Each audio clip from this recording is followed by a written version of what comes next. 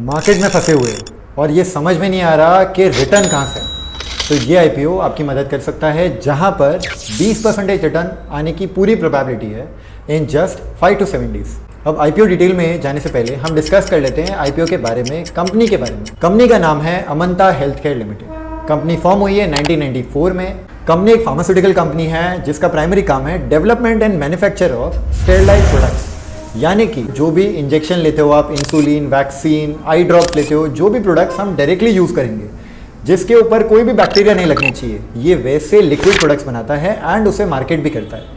साथ ही में irrigation facilities में भी जो डायरेक्ट इंसुलिन हो जाए, यानी कि वैक्सीन काइंड ऑफ इंजेक्शन से लगते हो, ऐसे प्रोडक्ट्स ये बनाता है। कंपनी 21 से ज्यादा कंट्री में है, ये बहुत ही ज्यादा एक्सपोर्ट भी करती है। कंपनी की सेल्स नेशनल प्लस इंटरनेशनल भी है। अब हम आ जाते हैं रेवेन्यू के नंबर्स के ऊपर। 2023 में इसका रेवेन्यू था 262 करोड़। प्रॉफिट आफ्टर टैक्स जो इसने कमाया था वो था -2.11, यानी कि पैट मार्जिन हो गया नेगेटिव। 2024 में इसका रेवेन्यू हो गया 281 करोड़, यानी कि रेवेन्यू बढ़ गया। प्रॉफिट आफ्टर टैक्स की बात करता हूं तो वो हो गया 3.63 and profit after tax margin वो हो गया 1.29।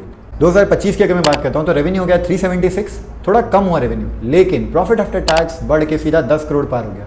जहां पे वो पहले 3 था वहां पे 10 हो गया।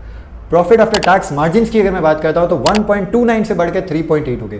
पैट मार्जिन कंटिन्यूसली राइज पर। एबिटा मार्जिन की बात करता हूं तो कंटिन्यूसली राइज पर है 2023, 24 एंड 25 में, जो कि बहुत अच्छा पॉइंट है। रिटर्न ऑन इक्विटी है 12.42%, रिटर्न ऑन कैपिटल एम्प्लॉयड है 13.72%, जो कि दोनों 10% के अबाव है। डेट टू इक्विटी रेशियो थोड़ा सा कंसर्निंग पॉइंट है, क्योंकि ये 2 को क्रॉस कर रहा है। 1 को क्रॉस करता है तो भी कंसर्निंग पॉइंट होता है, लेकिन 2 तो बहुत ज्यादा हो गया, यानी कंपनी ज्यादा से ज्यादा पैसा डेट ले रही है एंड उसको यूज कर रही है। इस वजह से इसका रिटर्न ऑन इक्विटी कम होता जा रहा है, क्योंकि इंटरेस्ट में ज्यादा पैसा देना पड़ रहा है। ऑब्जेक्ट ऑफ इश्यू अगर मैं देखता हूं तो 100 करोड़, जो कि टोटल आईपीओ साइज 126 करोड़ का है, उसमें से 100 करोड़ तो ये पूरा का पूरा कैपिटल रिक्वायरमेंट लाने वाली है for funding the new machinery plant जो सेटअप करने वाली है गुजरात में। तो 100 करोड़ तो यहीं पे यूज होगा, बाकी के 26 करोड़ यूज होगा जनरल कॉर्पोरेट पर्पस के लिए।